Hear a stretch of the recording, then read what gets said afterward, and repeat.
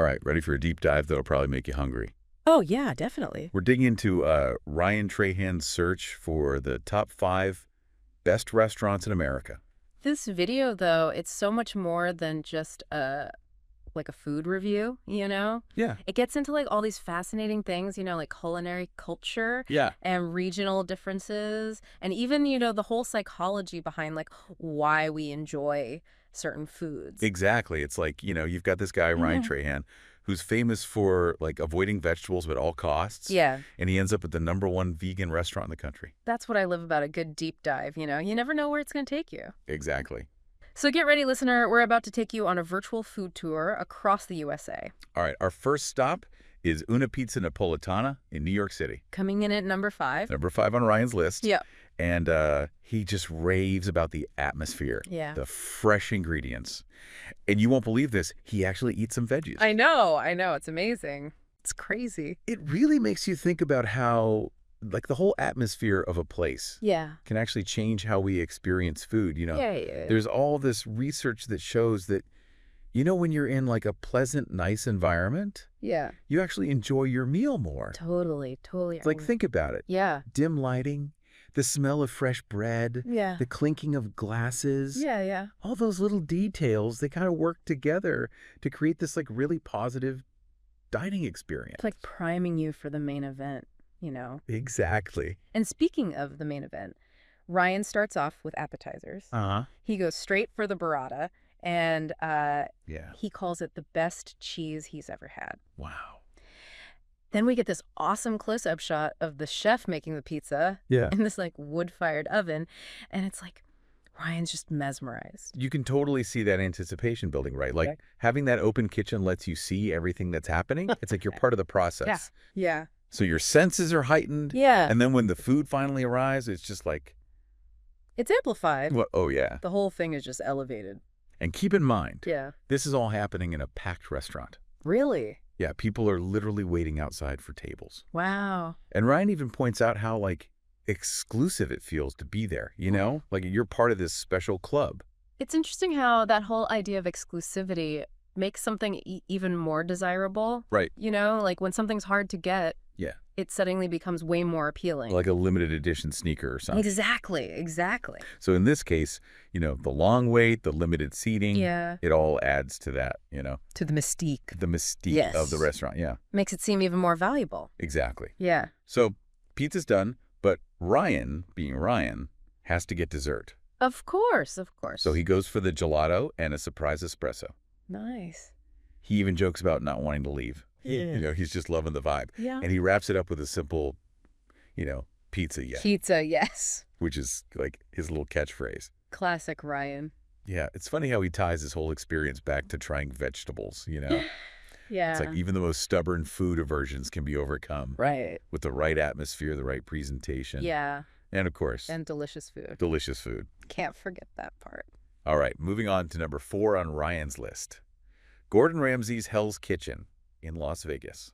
Whoa, this one's going to be good. This time he's joined by fellow YouTuber Haley. Okay. And get this, he actually got a tip from Gordon Ramsay himself on what to order. This segment just highlights how influential celebrity chefs are. Totally. Like their restaurants become these destinations. Yeah. It's like a whole brand, you know? Totally. And speaking of the brand, they actually walk past all this Gordon Ramsay merchandise on their way to the table. No way. Yeah, and there's even like a hologram of him. Wow, talk about an immersive experience. It's like you're stepping into the show. Yeah. So what culinary delights did Gordon recommend? Well, the menu is a classic Ramsey showcase. Okay. You've got scallops, lobster risotto, Oh. the iconic beef Wellington, and for dessert, sticky toffee pudding. I mean, come on, that's a lineup. It is. And of course, Ryan throws in a few jokes about people thinking Gordon Ramsay's his dad, Oh, Ryan, gotta love him. right? It's like, even in this super fancy setting, Yeah. he keeps it lighthearted. He doesn't take himself too seriously. Yeah. And I think that's what makes him so relatable. Totally. It's like he's inviting everyone along on this food journey with him. Yeah, he's not putting on airs. Exactly. So they describe the atmosphere as, awesome and cool. Mm-hmm. And they even have a window seat with a view of the Vegas Strip. It's like the restaurant itself is part of the entertainment. Oh, You know, Vegas is all about spectacle, so Yeah. it fits right in. And to top it off, they have episodes of Hell's Kitchen playing on the TVs in the background. Oh, no way! It's like you're in the show. You're living the dream. So let's talk about the food. How did the Ramsey-approved picks measure up? Well, the scallops and the lobster risotto got rave reviews. Okay, Although Ryan did admit that he's not totally sure what a scallop is. that's Ryan for you. It's just a funny little reminder that even people who love food can still have these gaps in their knowledge, you know? Yeah, totally. But let's be real, the star of the show was definitely the beef Wellington. Oh, yeah. It's like the quintessential Gordon Ramsay dish. Right. And you can tell Ryan's excited. Oh, yeah. Like, he describes the pastry as this, like, warm bread hug for the meat. That's pretty poetic for someone who claims to not be good with food description. Oh, right? He surprised me with that one. He redeems himself for sure with the sticky toffee pudding description. What did he say? He called it like brown sugar caramel heaven. Ooh, that's good. Right, like it's concise, it's evocative, Yeah. and it just makes you want to grab a spoon. Immediately.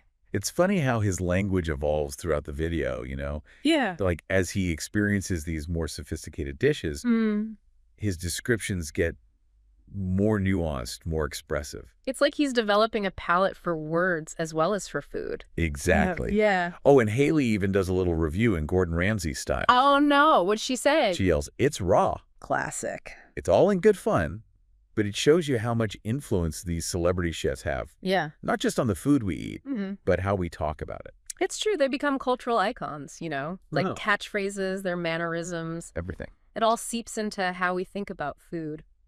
All right, time to trade the glitz and glamour of Vegas for something a little more down home. Where are we headed? Next up, it's Cadillac BBQ in Dallas, Texas. Oh, barbecue. And Ryan's bringing a special guest, Who is it? his dad. I love when they do stuff together. This is where we see how important regional cuisine really is. You know, Absolutely. Texas barbecue is legendary. It is. And this part of the video really shows you how far people will go to experience it. For sure. I mean, they woke up at 4:0 a.m., Whoa. road trip from Austin. Wow. They even stopped at Buc-ee's twice, which is apparently a Texas must-do. I've heard about Buc-ee's. And they were the first ones in line at Cadillac BBQ.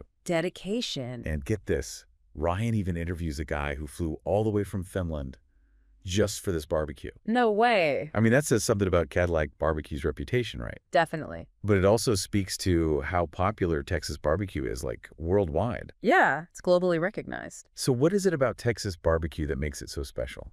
Well, it's all about low and slow cooking. Okay. Meats are smoked for hours over hardwoods, Uh-huh. like oak, hickory, or pecan. Okay. And it gives you this incredibly tender, flavorful meat with this amazing smoky aroma. So good. And, of course, Ryan mics up his dad, which always makes things entertaining. Oh, yeah. Gotta love Ryan's dad. They order what's called the Texas Trinity plate. The Texas Trinity, what's that? It's brisket, sausage, and pork ribs, Oh, wow. like the holy grail of Texas barbecue. I see. And while Ryan kind of struggles to describe the food beyond, like, yummy, his dad is like a barbecue poet. Really? He uses phrases like moist and succulent to describe the meat. It's classic barbecue lingo. But there's a scientific reason why those terms are so perfect for barbecue, you know? Oh, tell me more. So the smoking process breaks down the connective tissues in the meat, Okay, and that makes it incredibly tender and juicy. that makes sense. So moist and succulent is actually a pretty accurate description. And they even tried this dessert called crack cake. Crack cake. I know, the name alone is pretty intense. It's a bold name. I think it's a marketing tactic, you know, Yeah. to play on how addictive good barbecue can be. Makes sense. And at the end, Ryan's dad whips out a cooler to pack up the leftovers. Wow. That's commitment. It is. Their final verdict, Cadillac BBQ met every expectation. That's high praise. It is. It's Especially from Ryan's dad, who's clearly a barbecue connoisseur. Oh, yeah. He knows his stuff. He does. But hold on to your hats, listener. We're about to switch gears completely. Oh, what's next? We're going from smoky Texas meats to the delicate world of Japanese cuisine. Oh, I love sushi. Get ready for Ginza Sushi Onodera in Los Angeles, Okay. considered one of the highest rated sushi restaurants in America. Fancy. This segment really focuses on the artistry and precision of Japanese cuisine. It's a whole different ballgame compared to barbecue. Oh, for sure. You have the chef meticulously preparing each piece of fish. Right. The plates are like these little works of art. Yeah. They even have an iPad that shows you what the fish looks like in its natural habitat. I know, it's crazy. It's all about respect for the ingredients, Yeah, and get this. They even brought Ryan a smartphone stand so he can film comfortably. Wow, they really go above and beyond. I know, the service is off the charts. That's impressive. He describes it as watching a dance, not just a meal being prepared. I can picture it. It's that level of artistry. Yeah. And you know what's funny? Even in this super high-end setting, Ryan still manages to plug his candy company, Joyride. He never misses an opportunity. He's a true entrepreneur. He is. So right off the bat, he's impressed by the elegant atmosphere and the chefs preparing the fish right in front of him. It's all about freshness and transparency, Yeah. When you can see how your food is being made, it builds trust. Totally. Like, you're getting quality ingredients. And the chefs know what they're doing. Exactly. And you wouldn't expect this in such a fancy place. What? But they have a prefix menu. Oh, interesting. So Ryan doesn't even have to order. He just gets to sit back and enjoy. He describes the experience as like a dance or a show. That's a great way to put it. And he even calls the ginger a vegetable. Oh, really? Progress. Maybe all this fancy food is rubbing off on him. I hope so. Then they bring out the star of the show, this giant fish on a platter, and they slice it with a sword. Whoa. I know, it's the whole spectacle. That's amazing. Ryan jokes that he's so full he can't believe he's taking another bite. But of course he does. Oh, he powers through it. The power of delicious sushi. Exactly. I get it. And get this, he even raves about the bathroom. Bathroom. I know, but apparently in a restaurant this fancy, Yeah. the bathroom is a big deal. Well, it shows attention to detail. Right. Like, they care about every aspect of the experience. And as Ryan's finishing his meal, he reflects on how this restaurant has, changed his perspective on dining. Really? He says he finally understands what people mean when they say a meal can be life-changing. Wow, that's powerful. I know, right? It's like food can be more than just fuel. Yeah. It can be this transformative experience. Yeah. And he even gives the restaurant 6 stars. 6 stars? That's not even possible. I know, but that's how much he loved it. Clearly, Ginza Sushi Onodera made a lasting impression. Oh, yeah. But can the #1 spot top that? We're about to find out. Back to New York we go. But this time, it's for something completely different. Okay, I'm intrigued. Get ready for this one, listener. I'm ready. It's 11 Madison Park. 11 Madison Park. And it's completely plant-based. Oh, wow. This is where things get interesting. I know, right? You have Ryan, the guy who avoids vegetables like the plague, Uh-huh. willingly going to a vegan restaurant. It's a real test. It is. And he's brought in some backup for this culinary challenge. Who is it? His friend Nick, who was a finalist on MasterChef Season 10. Okay, he's got the expert opinion on his side. Right. He knows he needs help navigating this one. It makes sense. So they walk into the restaurant, Uh-huh. and they're immediately struck by the high ceilings. Wow.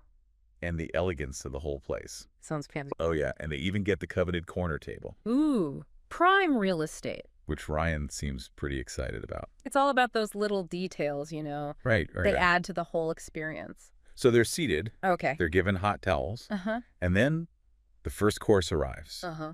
A celebration of onions. Onions for the first course. I know, bold move, right? It is. Especially considering Ryan's, history with vegetables. Right. But maybe it's like a gentle introduction to the world of plant-based cuisine. Ease him in gently. Exactly. I like it. And you want to know what Ryan's reaction is? Tell me. He likes it. No way. He even says if this restaurant can't make him like vegetables, nothing can. Maybe this is the turning point, Maybe 11 Madison Park is going to convert him. It could happen. And then they just keep bringing out these meticulously crafted vegetable dishes. Wow. And Ryan finds himself enjoying almost all of them. That's amazing. I know, it's a real transformation. It is. He admits he doesn't even know what half the food is. Haha. Fair enough.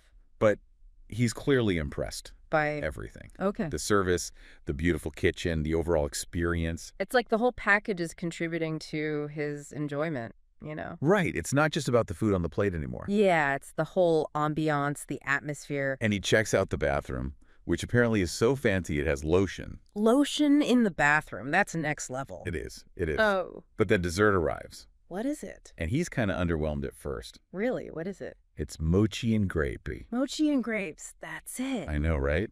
You'd expect something a little more extravagant. You would. But then he takes a bite, Is blown away.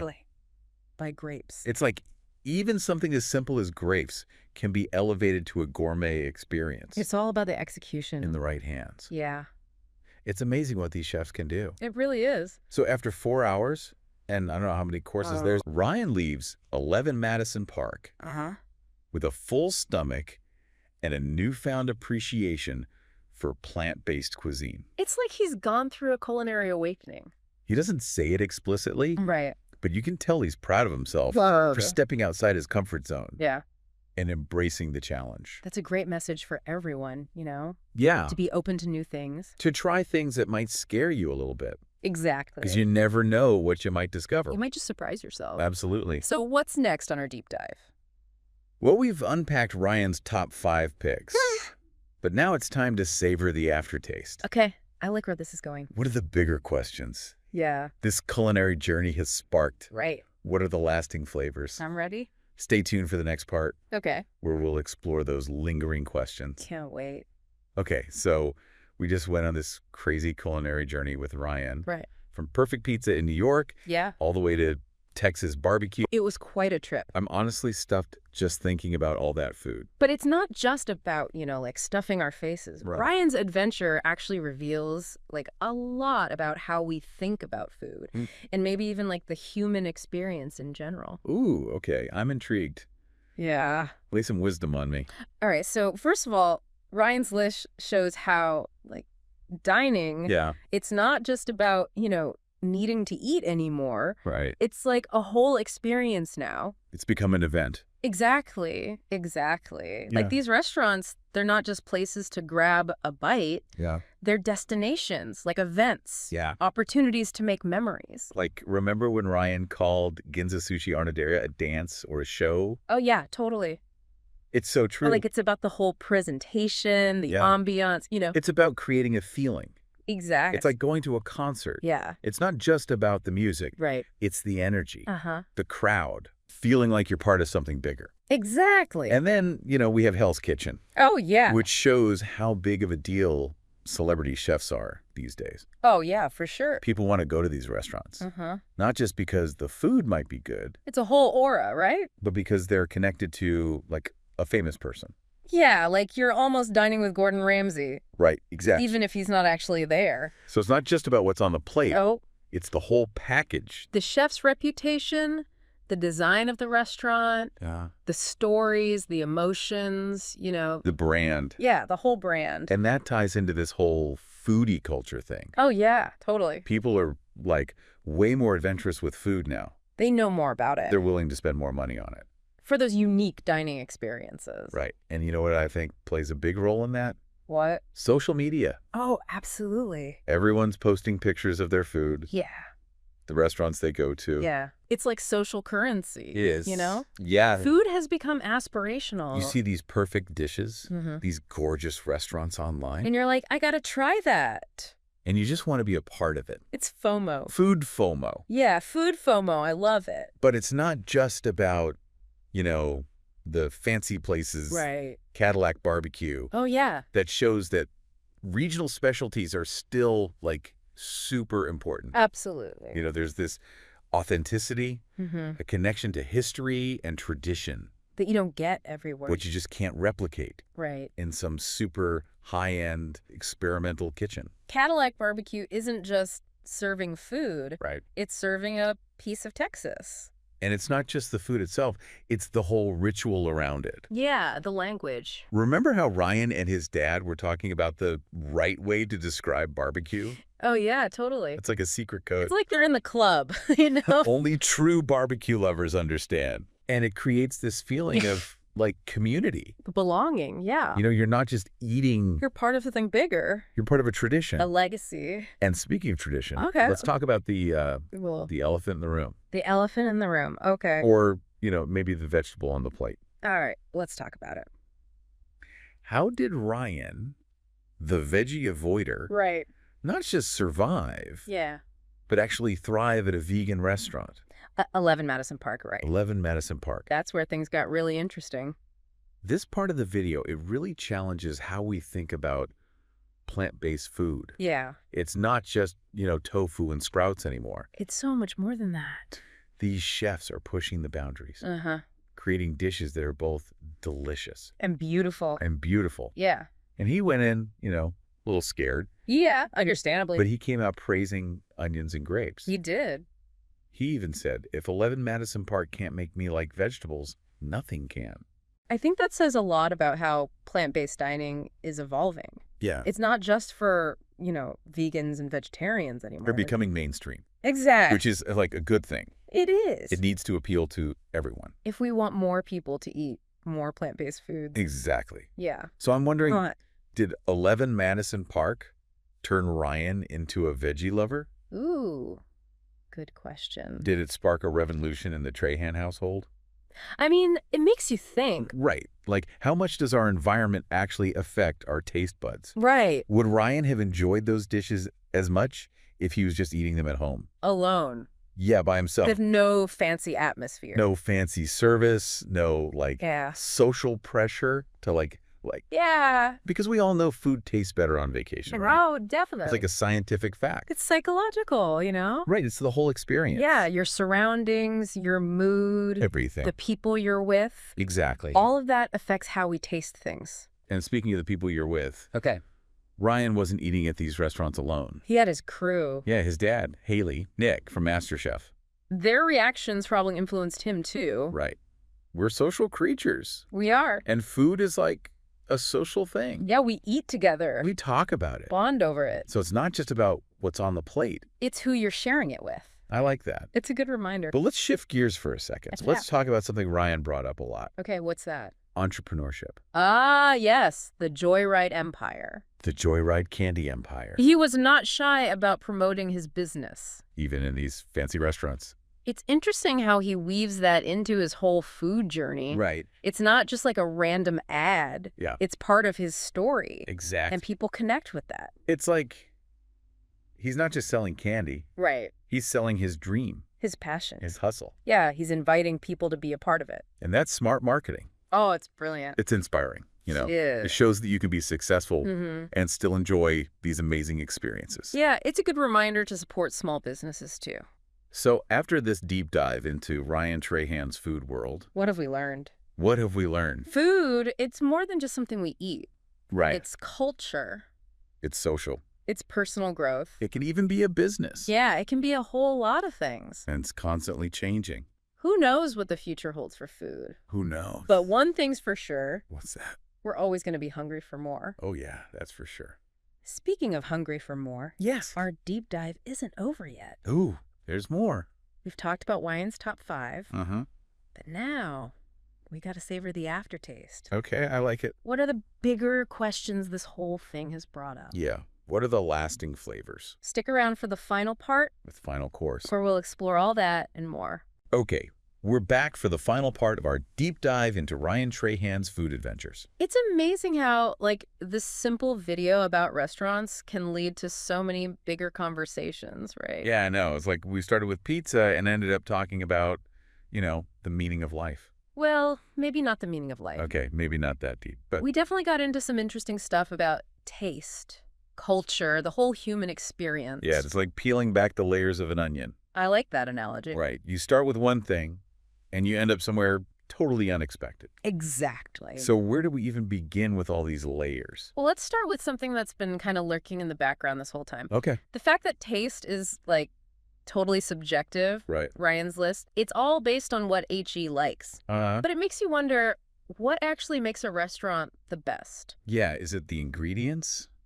Is it the cooking techniques? The way the food looks on the plate? Or is it something deeper, Like more personal? Yeah, like how the food makes you feel. The memories it brings back. The connection you have to it. Because what one person loves, someone else might hate. Exactly. I bet some people watching Ryan's video were like, barbecue at number 3? What? Totally. Sushi should be way higher. It's all about individual taste. And that's what's so cool about food. It is. It's like this universal language. But it speaks to each of us in a different way. Think about it. Our taste preferences. Yeah. They're shaped by so many things. Like what? Our childhood. Okay. The culture we grew up in. Right. Our experiences. Yeah. Even our genes. Wait, our genes? Yeah. Like our DNA. Yeah, there's this whole field of study called nutrigenomics. What? Nutrigenomics. Okay, I'm going to need you to break that down for me. Basically, it looks at how our genes affect our food preferences. Okay. And even our overall health. Interesting. It turns out our taste receptors, they're not all the same. So some people are just like born loving spicy food. Some people have more receptors for bitterness. Okay. Others might be super sensitive to sweetness. So it's like written in our DNA whether we reach for that extra hot sauce. Kinda. Yeah. Wow, that's crazy. It is, and it affects way more than just what we like to eat, you know? Really? Like what? It can affect how we see the world, how we connect with other cultures, even how we try new things. So like if you travel to a country with a totally different cuisine, your genes might actually influence how much you enjoy the food. Exactly. I never thought about it like that. It's pretty wild, right? Food is way deeper than I ever realized. It's like a window into who we are. Into our biology, our history. Our psychology. And Ryan's video, it kind of makes us think about all those connections. It does. It challenges us to question what we think we know about taste, to be open to trying new things. To push our boundaries. And maybe even, eat a vegetable or two along the way. Remember, this is the guy who got the Eat Your Veggies tattoo. Because he avoids them so much. Exactly. But even he's changing. Yeah, think about 11 Madison Park. Right. He went in all scared. Yeah. But he came out a changed man. Appreciating all those plant-based dishes. And it's kind of like our own relationship with food, Oh, totally. We all have our comfort zones. The things we know we like. The dishes we always order. But sometimes the best experiences come when you try something new. When you step outside that comfort zone. And embrace the unknown. Like Ryan did. So listener, here's a little something to think about. Okay, I'm listening. What culinary adventures are you putting off? Ooh, good question. Is there a type of food you've always been afraid to try? Or a restaurant you've been meaning to check out. Or maybe there's a dish that just seems too intimidating. Maybe it's time to take a leap of faith. Challenge your taste buds. See what happens. You never know. You might just discover your new favorite food. And hey, you might even find your own personal top 5 restaurants. The best restaurant is the one that speaks to you. The one that creates a memory you'll never forget. So go out there, explore, experiment, and enjoy all the amazing food this world has to offer. Happy eating, everyone. Bon appétit.